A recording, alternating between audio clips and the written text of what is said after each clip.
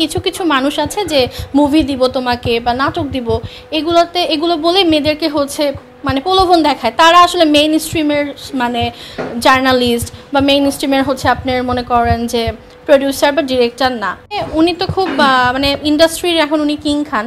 ওনার সাথে কাজ করতে হইলেও বেসিক্যালি যেটা দরকার হচ্ছে আপনার হচ্ছে অ্যাক্টিং সম্পর্কে নলেজ অ্যান্ড খুব ভালো অ্যাক্ট্রেস হতে হবে and good looking also and খুব ফিট।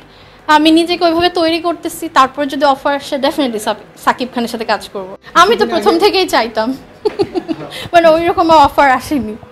ও ভালো, তখন তো আমি আরও মানে নিজেকে ফিট করার জন্য আরও বেশি ইন্সপায়ার ফিল করেছি যে ও মাই গড, এত বড় সুপারস্টারের সাথে যদি নিজেকে তৈরি করতে পারি কাজ হবে ইনশাল্লাহ। আমি আসলে এরকম প্রবলেমের মানে সম্মুখীন হইনি যে আমাকে কেউ ব্যাড অফার দিয়েছে মিডিয়াতে। বাট দেখেন সব সেক্টরে, শুধু যে মিডিয়া সেক্টরে ব্যাড অফার আসে তা না। আপনি হচ্ছে অ্যাজ এ মেয়ে আপনি কলেজ লাইফ থেকে আপনার ব্যাড প্রপোজাল আসে স্টার্ট হয়। শুধু মিডিয়াটাকে না আমরা সবসময় না ফোকাসে রাখি, কজ মিডিয়াটা হচ্ছে আমাদের কাছে একটা মানে নিউজের বা বিনোদনের কেন্দ্র। ওই জন্য সবাই বলে যে মিডিয়া থেকে ব্যাড অফার আসে, এই আসে সে আসে, সবখানেই খারাপ ভালো মন্দ বলেই আছে।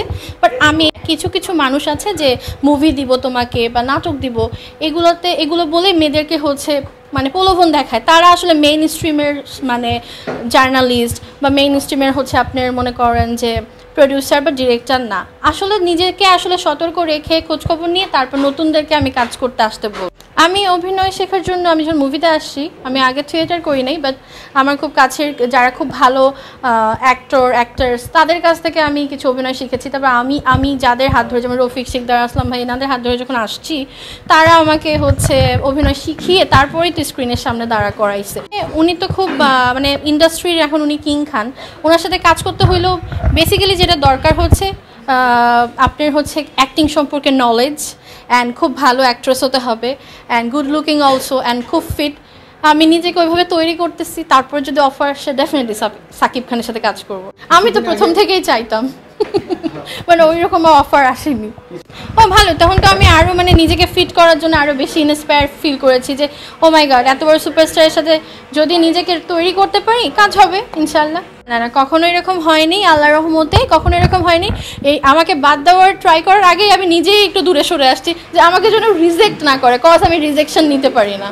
আরেকটু মানে অভিনয় শিখে দেন, আমি বড় আর্টিস্টদের সাথে কাজ করতে চাই, একদম বিগেস্ট আর্টিস্টদের সাথে। ওনার সাথে আমার কয়েকটা প্রোগ্রামে দেখা হয়েছে, বাট পার্সোনালি আমার সাথে কোনোদিন কথা হয়নি।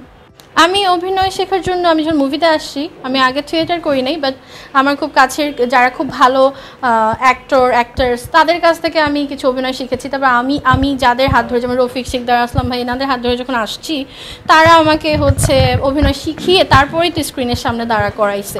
যতটুকু শিখছি ওনাদের কাছ থেকে শিখেছি।